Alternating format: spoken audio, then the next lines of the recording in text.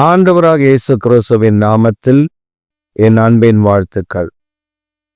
இந்த காலை வேளையில் நம்முடைய தியானத்திற்காக தெரிந்து கொள்ளுகிற வேத வசனம் 1 யோவான் 4 அதிகாரம் 4 பிள்ளைகளே, நீங்கள் தேவனால் உண்டாயிருந்து அவர்களை ஜெயித்தீர்கள், ஏனெனில் உலகத்தில் இருக்கிறவனிலும் உங்களில் இருக்கிறவர் பெரியவர். பிள்ளைகளே, நீங்கள் தேவனால் உண்டாயிருந்து அவர்களை ஜெயித்தீர்கள், ஏனென்றால் உலகத்தில் இருப்பவனிலும் உங்களில் இருப்பவர் பெரியவர். ஆமேன். ஆண்டவர் இந்த காலை வேளையில் உங்களை ஜெயிப்பதற்காக அழைத்திருக்கிறார். தோற்று போவதற்கல்ல, ஜெயிப்பதற்கு. தோற்று போவதற்கல்ல, ஜெயம் எடுப்பதற்கு. தோல்வி உடைய நாமத்தை உங்களுக்கு கொடாமல் ஜெயிக்கிற நாமத்தை உங்களுக்கு கொடுத்திருக்கிறார். தோல்வி அடைகிற பெயரை உங்களுக்கு கொடாமல் வெற்றி சிறக்கிற நாமத்தை உங்களுக்கு தரித்திருக்கிறார். இயேசு கிறிஸ்து என்ற நாமம் வெற்றி சிறக்கிற நாமம். யோவான் அப்போஸ்தலர் எழுதினதான வெளிப்படுத்தின விசேஷத்தில் 1 அதிகாரத்தில் அவர் சொல்லுகிறார், ஜெயம் எடுத்தேன், நான் ஜெயித்தேன். வானத்திலும் பூமியிலும் எனக்கு சகல அதிகாரம் கொடுக்கப்பட்டிருக்கிறது. அப்ப ஆண்டவர் ஜெயித்ததினால் நம்மையும் ஜெயிக்க பண்ணுகிறார். நாம் தேவனுடைய பிள்ளைகளாய் இருப்பதினால் ஜெயிக்கிறோம். ஏனென்றால் உலகத்தில் இருப்பவனிலும் நமக்குள் இருக்கிறவர் பெரியவர். நாம் பல நேரங்களில் தோல்வி அடைந்தவர்களை, தோல்வி உற்றவர்களை, தோல்வியான காரியங்களை செய்தவர்களை முன்னிறுத்தி கொள்ளுகிறோம். அந்த தோல்வி நமக்குள்ளேயும் வந்து விடுகிறது. உதாரணமாக, நாம் ஜெயிக்கும்படி ஜெயிக்கிறவர்களை முன்னிறுத்தாமல் தோற்று போனவர்களை முன்னிறுத்தி பழகி விடுகிறோம்.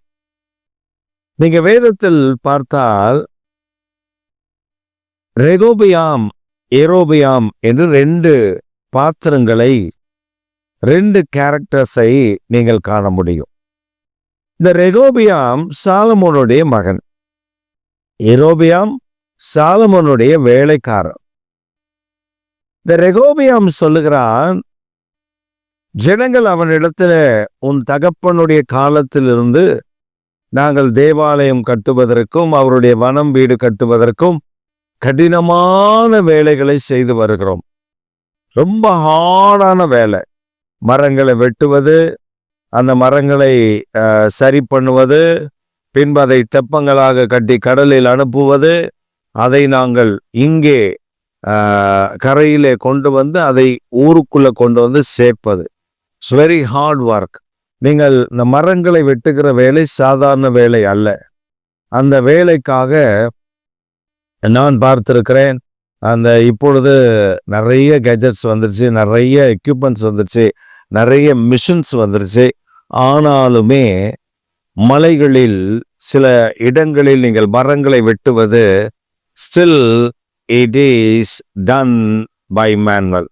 இன்னும் அந்த மரங்கள் வெட்டுகிற வேலையெல்லாம் கை வேலையாகத்தான் செய்யப்படுகிறது.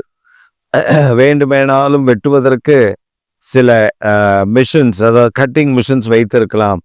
ஆனால் வாகனங்கள் உள்ளே போய் அதை வெட்டி எடுத்து கொண்டு வருகிற அளவிற்கு காடுகள் அப்படிப்பட்டதா இல்லை, லேண்ட்ஸ்கேப் அப்படிப்பட்டதாக இல்லை. வால்பாறை பகுதியில் நான் ஒரு முறை மரம் வெட்டுகிற அந்த காரியத்தை காண்பதற்காக சென்றிருந்த பொழுது, அப்பொழுது அந்த மிஷின்ஸ் எல்லாம் பிரபலம் அடையாத நாட்கள் அந்த நாட்கள். அதில் கரத்தினாலே அரங்களை வைத்து, இந்த வாள்களை வைத்து அறுத்து இந்த மரத்தை தள்ளுவார்கள். அதற்கு பின்பு அந்த மரத்தை செதுக்கி அந்த மரத்தை சில துண்டுகள் அளவு பார்த்து அந்த துண்டுகளை போட்டு அந்த மரத்தை வேறு பிரிப்பார்கள். அதற்கு பின்பு அதை கொண்டு போவதற்கு யானைகளை பயன்படுத்துவார்கள். ஆணைகள் அதை கொண்டு போய் அவர்கள் சொல்லுகிற அந்த வாகனத்தில் அதை ஏற்றி அதை சங்கிலியினால கட்டி அதற்கு பின்பு அதை கொண்டு போவார்கள். அந்த லோடு ஏற்றி அதை அரசாங்கம் ஃபாரஸ்ட் ஆஃபீஸர்ஸ் அதை சாங்ஷன் பண்ணி அந்த லோடு அப்ரூவல் பண்ணி அனுப்பி அது கீழே போய் செக் போஸ்ட்ல அந்த அப்ரூவல் ஓகேவா அப்படின்னு பார்த்து தான் அந்த மரங்களை வெளியே அனுப்புவார்கள். இப்படி அந்த ஒரு மரம் வெட்டுகிறது ஒரு சாதாரண வேலை அல்ல.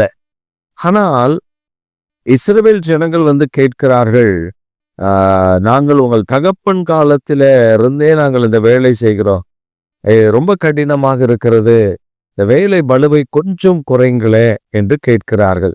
ஏனென்றால் அவர்கள் மிக கடினமான வேலை செய்து கொண்டிருந்த காலகட்டம். கல் உடைப்பது, மரங்களை வெட்டுவது, இதுவே அவருடைய வாழ்க்கையாக அமைந்து விட்டது. எனவே அவர்கள் கேட்ட பொழுது அவர்களுக்கு அவன் நல்ல மறு உத்தரவு கொடுக்கவில்லை. ஏனென்றால் முதியவர்கள் அதை கன்சிடர் பண்ணி அதை கவனத்தில் கொண்டு நீங்கள் அவர்களுக்கு உதவி செய்யுங்கள் என்று முதியவர்கள் சொல்லுகிறார்கள். சாலமோன் காலத்தில் சாலமோனோடு அரசவையில இருந்தவர்கள் சொல்லுகிறார்கள். ஆனால் இந்த ரெகொபெயாமோடு இருந்ததான வாலிபர்கள் சொல்லுகிறார்கள், இல்லை இல்லை, இன்னும் கடினமாய் அவர்களை நடத்து. அப்ப நீங்க பாத்தீங்கன்னா ஜனங்களுக்குள்ள ஒரு பிரிவினை வரி வசூல் பண்ண போனவர்கள் எல்லாம் அடித்து குன்று மூட்டார்கள் என்று நாங்கள் வேதத்தில் வாசிக்க முடியும். அப்ப தோல்வி அடைந்தவர்களை பின்பற்றினால் தோல்விதான். அந்த வாலிபர்களுக்கு ஜெயிக்கிறதுனா என்னன்னு தெரியாது. ஆனால் முதியவர்களுக்கு வாழ்க்கையில பல பாடுகள் பட்டு ஜெயித்து வந்த அனுபவம் இருக்கும். அப்ப நாம ஜெயித்தவர்களை முன்னிறுத்த வேண்டும். அப்படி என்றால் இயேசு கிறிஸ்து நமக்காக சிலுவையில் ஜெயித்தார். அதனால்தான் சொல்லப்பட்டிருக்கிறது, உலகத்தில் இருப்பவனிலும் உங்களில் இருப்பவர் பெரியவர். நீங்கள் உங்களுக்குள்ளே வாசமாய் இருக்கும்படி அழைத்து ஒப்பு கொடுத்த இயேசு கிறிஸ்து பெரியவர். அதை மறந்துவிடக்கூடாது. பல நேரங்களில் இயேசுவை மறந்து விடுகிறோம். அவர் எனக்குள்ள பெரியவராக இருக்கிறார் என்பதை நினைவில் வைத்துக் கொள்ளாமல் போகிறோம். அதனால்தான் யோவான் எழுதுகிறார், பிள்ளைகளே, நீங்கள் ஜெயித்ததினால் உங்களுக்கு சொல்லுகிறேன். நீங்கள் ஜெயிக்கிறவர்கள், நீங்கள் ஜெயம் எடுத்ததினால் உங்களுக்கு சொல்லுகிறேன். ஏனென்றால் இயேசு கிறிஸ்துவின் நாமத்தினாலே உங்களுக்கு ஜெயம் உண்டு. இயேசு கிறிஸ்துவின் நாமத்தில் உங்களுக்கு வெற்றி உண்டு. இயேசு கிறிஸ்துவின் நாமத்தினாலே ஜெயத்தை நீங்கள் பெற்றீர்கள். இந்த காலை வேளையில் உங்களை கண்ணாடிக்கு முன்னாடி நிறுத்தி நீங்க உங்களை பார்த்து சொல்லணும். நீங்களே பார்த்து சொல்லணும், நீ ஜெயிக்க பிறந்தவன். உலகத்தில் இருப்பவனை காட்டிலும் உனக்குள் இருக்கிற இயேசு பெரியவர். இயேசு பெரியவர். நீங்க உங்க நண்பர்கள், விசுவாசிகளை பார்த்து, நல்ல அபிஷேகம் பெற்ற கர்த்தருடைய பிள்ளைகளை, நல்ல அனுபவம் உள்ள ஆட்கள் உங்களுக்கு நண்பர்களா இருப்பாருன்னா அவர்களை பார்க்க நேரிடும் பொழுது நீங்க அவர்களை பார்த்து சொல்லணும், உங்களுக்குள் வாசமாயிருக்கிற இயேசு பெரியவர். உங்களுக்குள் வாசமாயிருக்கிற இயேசு பெரியவர். அவர் ஜெயிக்க பண்ணுவார். அவர் ஜெயிக்க பண்ணுவார். இதை நீங்க மட்டும் ஆவியானவருடைய ஒத்தாசையோடு சொல்லி பாருங்க. அது தீர்க்க தரிசனமாய் அவர்களுக்கு அமையும். இயேசு அவர்கள் வாழ்க்கையில் இருக்க தோல்விகளை மாற்றி ஜெயிக்க பண்ணுகிறார்.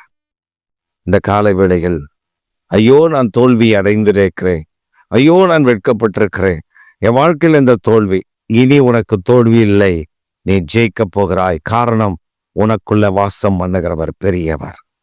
இயேசு பெரியவர். உலகத்தில் இருப்பவனிலும் உங்களுக்குள் வாசம் பண்ணுகிறவர் பெரியவர்.